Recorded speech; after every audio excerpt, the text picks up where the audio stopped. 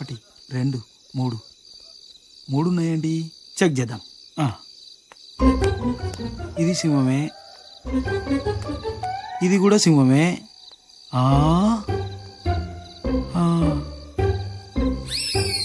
ఎంతసేపు చూస్తావురా? చెక్ చెయ్యి. ఓ I'm sorry.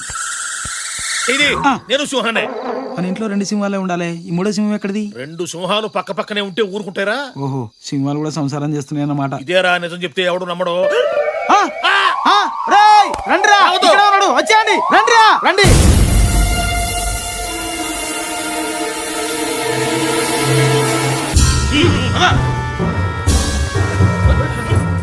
రే భూతరాజు, ఏంటి గోలంతా? ఎందుకు వచ్చావు? దొంగతనానికి. నువ్వు దొంగతనానికి వచ్చావా? నేను నమ్మను. చూసావా, నిజం చెప్తే ఎవ్వడు నమ్మడు. నిజం చెప్పమంటారా, అబద్ధం చెప్పమంటారా? పెద్ద ఎన్టీ రామారావు అనుకుంటున్నావా? ఏదో ఒకటి చెప్పు. ఏదో ఒకటి చెప్పను. ఏది కావాలో అదే చెప్తాను. రై నిజం చెప్పు, తేడా వచ్చిందో చీరేస్తా. నువ్వు చేరేసినా ప్యాంట్ వేసినా నేను చెప్పేది నేను చెప్తాను. చెప్పవయ్యా.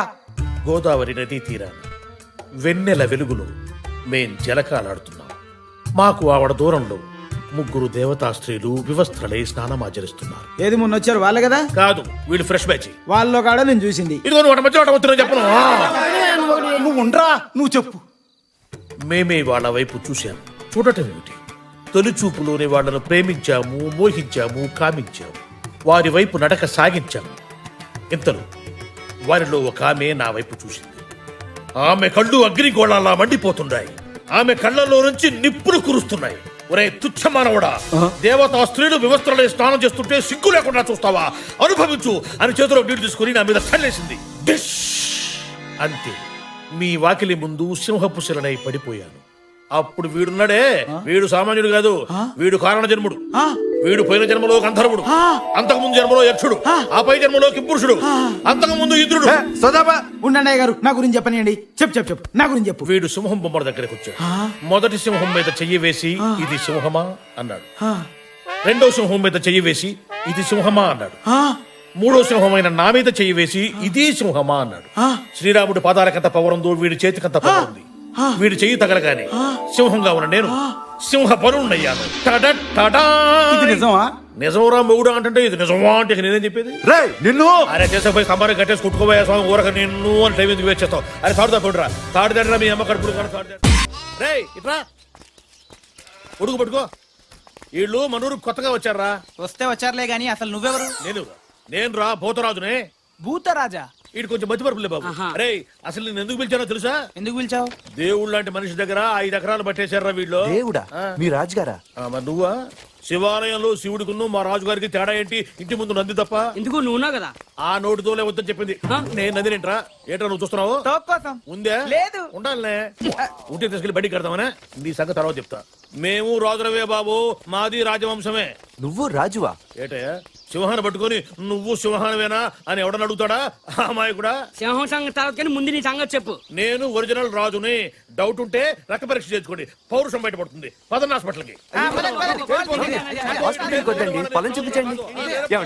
తప్పైపోయిందండి, మీరు రాజుగారే. రండి. ఆ సంగతి గుర్తుపెట్టుకో ఎప్పుడైనా సరే. అరే అటెక్కడికి రా, ఇటురా పోయేది. అవసరం లేదు, రారా, రోగం నయమైపోయింది రా. వీడు ఒక మతి 44, 45, 46, 40. అన్నా లెక్క మర్చిపోయి మొదటి తీవా? ఇందాకే చెప్పాను లెక్క తప్పితే పక్కలు అరే శిరుగా, నా చెవులో ఏమైనా పూలు కనపడుతున్నాయంట్రా? ఎంటికలు కూడా లేవు. మరి ఆ మోగదేంద్రా ఎంటికన్నా తేలిక తీసిపన్నుకింది, నోటికి వచ్చినట్టు మాట్లాడిందిరా. ఏంది బాబాయ్, నువ్వు మామూలుగా ఉన్నావా మందులో ఉన్నావా? మందులో ఉన్నా కాబట్టి దాని సీక్రెట్ పట్టుకున్నా. అది నా దగ్గరికి వచ్చి కాకా కాకా మజీద్ కిదరహే అంది. నేనేమో కాకి కాకి మజీద్ కుదరహే అన్నా. ఊరికా మోగదు మాట్లాడటం ఏంది? ఎవరి వింటే నోటితో అవుతారు. తోడురా, అది మాట్లాడటం ఈ చెవులతో విన్నా. నువ్వు చెవులు తిన్నావు, ముక్కు తిన్నావు, మాకెందుకు గానీ మోగదు మాట్లాడటం ఏంది బాబాయ్? అమ్మో నీకు చెప్పలేవరా నాయను. ఏందిరా ఈడు దూడగా ఎదురుచ్చినట్టు పెదాలుగా తెస్తున్నాడు? మోగ పిల్ల మాట్లాడటం ఏంది? ఆ పిల్ల చాలా మంచిది అంటున్నాడు. ఓహో, మరి పెదాలు కదులుతూనే కానీ నాకు సౌండ్ వినపట్టం లేదే. సౌండ్ వినపట్టంలా? నాకు వినపడుతుంది. నాకు వినపట్టం లేదురా. ఏందిరా నువ్వు మాట్లాడుతుంది? ఏందిరా ఈడు మాట్లాడేది? రాత్రి తాగిన మందు ఎక్కువైంది వెళ్ళి పడుకో అంటున్నాడు. నీకు వినపడిందా? వినపడుతుందిగా. నాకు వినపడలేదా మరి? బాబాయ్ నువ్వేదో కల్తీ మందు తాగున్నట్టున్నావు. కళ్ళు చెవులు మెదడు అన్ని మబ్బుగమనాయి. సరే కానీ మందులో కల్తీ ఉంటే నువ్వు మాట్లాడింది నాకట్టా వినపడింది. ఇప్పుడు మాట్లాడాను. ఇప్పుడు మాట్లాడితే వాడి కదా మాట్లాడింది. నువ్వు గదు మాట్లాడింది. ఓ అమ్మో, నువ్వు మాట్లాడింది నాకు వినపట్లా. బాబాయ్ ఈడు వినపడింది. నేను చూస్తే భయం వేస్తుంది, ఏదో తేడాగా ఉంది. అందుకే మందు మార్చు, మందు మార్చు. ఓ అమ్మో, నా రోజులు వాగలేవురా నాయరు. నాకది పోరా ఏనా ఇలా రేయ్, ఏంది నువ్వు మాట్లాడింది? నేను కదా మాట్లాడింది. నువ్వా మాట్లాడింది? ఏమన్నా? వెళ్ళరా నాయన వెళ్ళరా అన్న. అట్టన్నా? మరి నాకేంది ఎల్రా నా యాన అన్నట్టు వినపడింది. ఓ అమ్మో, ఏదో తేడా వచ్చిందా నాయరు. పని పాటలేదు, ఎప్పుడు తాగేది ఎవరో ఒకరు వెనక నోకులు గెలకడం. ఛ, పాపం వీళ్ళేం మాట్లాడట్లా. నాకే అన్ని తేడాగా వినపడుతున్నాయి తప్ప ఎందుకు కనపడుతున్నాయి మన అట్లా.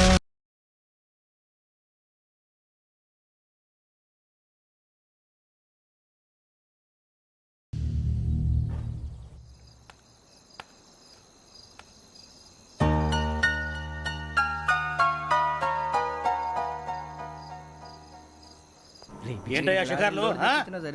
తిన్న వరకు చాలే లేవండయ్యా. తెల్లవారుతో 4 గంటలకు లేవాలి. ప్రతి వాడికి ఎస్ఐ అయిపోవాలనే ఈ చలికి తెల్లవారుతో 4 గంటలకు లేస్తే తెలుస్తుంది ఎస్ఐ ఉద్యోగం ఒకటి ఎటు.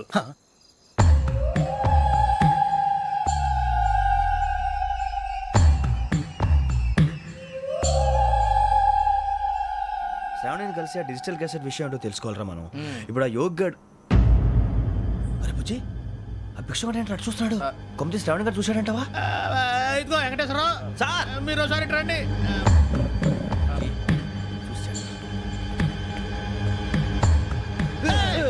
ఏంటిరా, ఎవరయ్యా అది? ఎవరు సార్? చంద్రుడా? కాదు, ఆ బిల్డింగ్ లో అమ్మాయి. బిల్డింగ్ కనిపిస్తుంది కానీ అమ్మ ఎవరు కనపట్లేదు సార్. ఆ కనిపించబోటువంటి నాకు అంత క్లియర్ గా కనిపిస్తుంటే. అబ్బే మాకెవరు కనపట్లేదేరా. మరి నాకు కనిపిస్తుంది ఏంటి? కొన్ని దయ్యాలు అంతే సార్, కొంతమందికి కనిపి.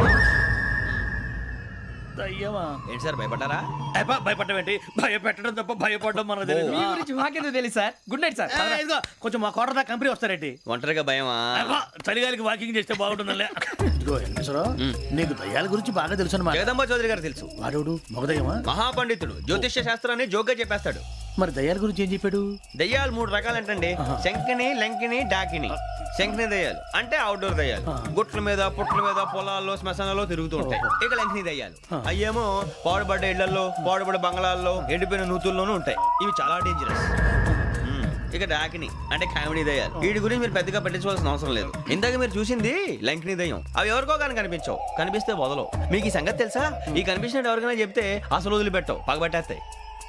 వెంకటేశ్వరరావు, నీకు విషయం తెలుసు? తెలదో. ఇందాక నాకు దయ్యం కనపడలా, ఊరకనే కామెడీ కన్నా. డాకిని టైప్ అన్నమాట. అంటే కామెడీ దయ్యం అనే కదా ఉద్దేశం. పైగా మంది ఉచ్చకం వెంకటేశ్వరరావు. ఆ రాజు వాళ్ళకి దయ్యం గొడవే లేదు. అందులోనూ నవంబర్ 8. సార్ మాటల్లో మీ క్వార్టర్ వచ్చింది, క్వార్టర్ కొట్టి పడుకో. మన కోటర్లో మీటర్లు లేవు కానీ ఏదన్నా ఒకవేళ అర్ధరాత్రి పూట మా కోటర్లో వచ్చి పెద్ద పెద్దగా కేకలు వినిపిస్తే ఇగ్గురు చెయ్యదులు చేపట్టుకుంది మీరు సార్. లైట్ అయ్యి బయట చీకటిగా ఉంది. ఏదో శాడిస్తావు వీడును కింద దర్శనం ఈ పాటికి శ్రావణ్ గారు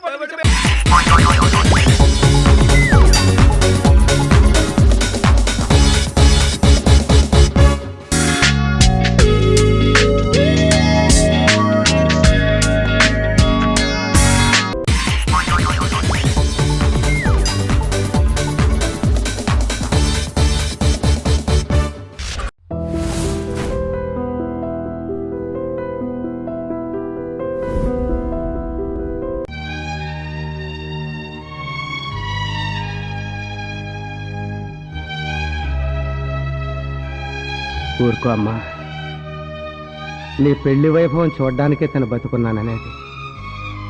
దానికి నీ పెళ్లి చూసే యోగం లేదు. ఆ అదృష్టమే ఉంటే మన వాళ్ళు ఈ పాటికి నీ మెళ్ళో తాళి కట్టిన వాడిని వెతికి తెచ్చేవాళ్ళు. అసలు ఆ వెధవలు ఎక్కడ వెతుకుతున్నారో ఏమిటో.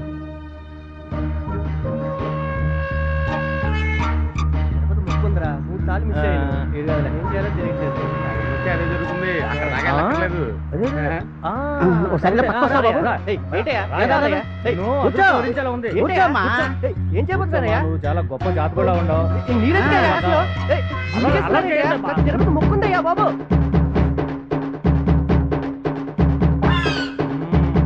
చూడండి ఈ గుండు ఆగుండేనేమో. ఈ గుండు కాదే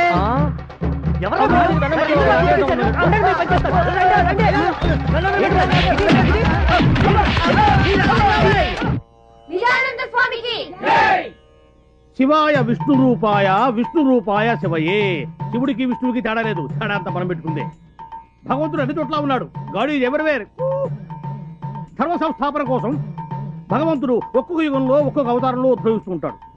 ఇప్పుడు మీరు త్రేతాయుగంలో తీసుకున్నట్టయితే శ్రీరాముడు, ద్వాపర యుగంలో తీసుకున్నట్టయితే శ్రీకృష్ణుడు, అదే మీరు కలియుగంలో తీసుకున్నట్టయితే కలియుగంలో ఎవరిని తీసుకుంటారు? తీసుకోండి ఎవరిలో ఒకరిని. నేను వినాయకుని తీసుకుంటాను స్వామి. తీసుకో. దగ్గర నువ్వు అట్నే ఉంటావుగా. కూర్చో. నేను ఆంజనేయుని తీసుకుంటాను స్వామి. ఆంజనేయుని తీసుకుంటా. అటు తిరుగు. తీసుకో. కరెక్ట్ గా ఉంటావు. కూర్చో. ఆంజనేయుడు వినాయకుడు కృతయుగం నాటి వాళ్ళు. నేను అడిగింది కలియుగం గురించి. కలియుగంలో ఎవరిని తీసుకుంటారు? తీసుకుంటే ఎవరు? అది కూడా నేను చెప్పాలా? సరే చెప్తానులే. కలియుగంలో తీసుకుంటే కల్కి, a person who does not seen but heard. మనిషి కనపడ్డు, వినిపిస్తుంటాడు. ఏ కనబడితే చంపేస్తావనా? చంపేస్తారని కాదు, చంపుకు తింటారని. ఇప్పుడు నేను కనిపిస్తున్నాను మీకు. చంపుకు తింటలే మీరు అడిగి ప్రశ్నలన్నీ. అందుకనే అన్నాడు ధర్మో రక్షతి రక్షత అని. నేను ఎప్పుడైనా అన్నయ్య గారు? ఇప్పుడు నువ్వు అన్నావని నేను అన్నానా? అట్లా ఒకరి మీద నిందలేసేవాడు కాదు నేను. ఇప్పుడు మనకు ఆర్టీసీ బస్సుల మీద రాస్తూ ఉంటారు. మరి ఏమని? ధర్మో రక్షతి రక్షత అని. అంటే దాని అర్థం ఏమిటి? ధర్మాన్ని నువ్వు రక్షించు, ధర్మం నిన్ను రక్షిస్తుంది అని. ఇఫ్ యూ సేవ్ ధర్మ, ధర్మ విల్ సేవ్ యూ. ఏంటి ఆయన మాటిమాటికి కూ అంటున్నాడు? ఎవరికైనా సైజ్ చేస్తున్నాడా? కాదే, ఆయన ట్రైన్ లోనే పుట్టాడంట, అందుకే మాటి కూ అంటున్నాడు. ఇప్పుడు భగవంతుడే సామాన్యుడు కాదు. ధర్మ సంస్థాపన కోసం పంచభూతాలను సృష్టించాడు. పృథ్వాపస్ తేజో వాయురాకాశాలు. భూమి ఎర్త్, నీరు వాటర్, స్కై ఆకాశం, ఫైర్ అగ్ని ఎయిర్ గాలి. ఇప్పుడు మనకి గాలి అంటే 2 రకాలు ఉన్నాయి ఇక్కడ. ఇప్పుడు గాలి అంటే మనం ఆర్టీసీ బస్ ట్రైన్లలో కొట్టేది, లారీ టైర్లలో కొట్టే గాలి కాదు. మనం పీల్చే గాలి. పీలుస్తామే, గాలి కోసం ముక్కు, ముక్కు కోసం గాలి. మళ్ళీ అక్కడ లిక్కు పెట్టాడు భగవంతుడు. దాని ధర్మం అది. ట్రైన్ లోనే ఎందుకు పుట్టాడు? ఆ రోజు బస్సులు బందట. నిజానంద స్వామి ఆ, పంచభూతాలు సృష్టించాడన్నావే. నిప్పు, నీరు, ఆకాశం, భూమి నా కంటికి కనిపించినప్పుడు గాలెందుకయ్యా నాకు కనపడదు? ఎట్ట కనిపిస్తుంది నీకు? చెప్పు. చెప్పవయ్యా. ఎట్ట కనిపిస్తుంది అని గాలి? గాలిని కనిపించాలంటే ముందు పరమేశ్వరుడి మీద నీకు ప్రేమ కలగాలి. పరమేశ్వరుడి మీద నీకు ప్రేమ కలగాలి. ఆ ప్రేమలో నీకు భక్తి కలగాలి. ఆ భక్తిలో నువ్వు మునిగిపోవాలి. అప్పుడు పైన నీకు అంటపోగాలి. అప్పటి వరకు నువ్వు ఆగాలి. అంతవరకు నేనేం చేయాలి? అంతవరకు నువ్వేం చేయాలంటే మెదలకుండా ఉండాలి. నేను చెప్పేంత వరకు ఆగాలి. Kick fight. నిజానంద స్వామి మీరు చెప్పింది అక్షరాల నిజమైంది. రారా కాళ్ళ మీద పడు. నేను కాళ్ళు ముందు చెప్తాను, నువ్వే మొంగుతావు. ఎంత మంచి మనసు. నేను ఎప్పుడు అబద్ధం చెప్పనయ్యా. నేను నిజమే చెప్తాను. నేను అబద్ధం చెప్పను, అబద్ధం విన్ను, అబద్ధం చూడను. ఏమయ్యా ఇప్పుడు తప్పిపోయిన నీ కొడుకు కనిపించాడు కదా? అవును స్వామి, ఎప్పుడో 20 సంవత్సరాల క్రితం జాతరలో తప్పిపోయిన నా బిడ్డ పెరిగి పెద్దోడై నా దగ్గరే పాలేరుగా చేస్తా ఉంటే పోల్చుకోలేకపోయాను. మీరు చెప్పాక ఎరికైంది సామె. ఓరి పిచ్చోడా, నేను చెప్తే నీకు ఎరుకైంది. నాకు భగవంతుడు చెప్తే ఎరుకైంది. God only told me. ఓ ఈ కోతగాడు మేతగాడు కాదు, మంచి చేతగాడే. నీ భర్త నీకు దొరికిన రోజేనమ్మా ఈ ఊళ్ళో ఏ పండగైనా ఏ పబ్బమైనా. చూసావురా కృష్ణ, ఈ ఊరి ప్రజలకి మా కుటుంబం మీద ఎంత గౌరవం. అవునండి, ఏం చేసి వెళ్ళ రుణం తీర్చుకోనరా. కృష్ణ, మా అల్లుడు దొరుకుతాడంటావా? అవును అయ్యారు, అయ్యారు మన సావిత్రమ్మకు మొగుడు దొరికేసినట్టే. అవునయ్యా, మన ఊరికి స్వామి నిజానంద అని ఒక స్వామీజీ వచ్చాడు. అన్ని నిజాలే చెప్తున్నాడు. అంతెందుకు, మన సాంబయ్య కొడుకు చిన్నప్పుడు తప్పిపోయి ఎక్కడో పెరిగి పెద్దోడై తిరిగి వచ్చి సాంబయ్య ఇంట్లోనే పనిచేస్తున్నాడు. ఎవరు పోల్చుకోలేకపోయారు. అప్పుడు ఈ స్వామీజీ వీడే నీ కొడుకుని రుజువులతో సహా అందరికీ చెప్పేశాడు. ఇప్పుడు ఆ ఫ్యామిలీ హ్యాపీగా ఉంటున్నారు. అలాగే మన సావిత్రమ్మకు కూడా మొగుడు దొరకొచ్చు కదా. మీరేంటి కొత్త స్కామ్ ఇరికించాడు? ఈ క్యాండిడేట్ వెళ్తే మన పని అవుట్. దేవుడు పటాల ముందు చెప్పులు ఉండొచ్చా? Chappals in front of God. మరి చెప్పుల షాప్ లో దేవుడు పటాలు ఉండొచ్చా? God in front of chappals. నాది ఇంకో చిన్న సందేహం స్వామి. అడుగు. ఆ సంచిలో ఏమున్నాయి స్వామి? ఈ సంచిలోన ఉద్గ్రంథాలు, తాళపత్ర గ్రంథాలు. ఆహా, ఒక్కసారి చూపించండి స్వామి, ఎప్పుడు చూడలేదు.